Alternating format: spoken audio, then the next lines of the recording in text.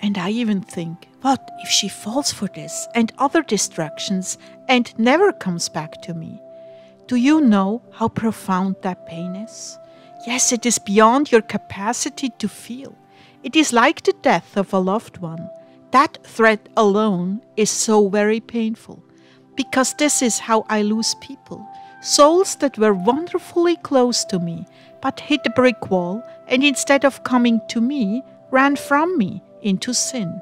And some never do return. Oh, please, my bride, do not be a victim of Satan's traps. Please, my loved one, turn back to me no matter how ashamed you are. I am waiting for you. I have the solution and resolution to your problem.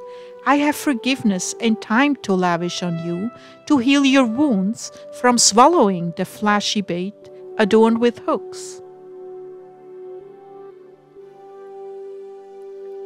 Come to me, and I will remove it from your inner parts and restore you to the freedom you had in me.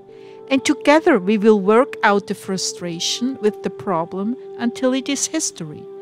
Please, please, don't be afraid to come to me. I'm standing right there, waiting for you.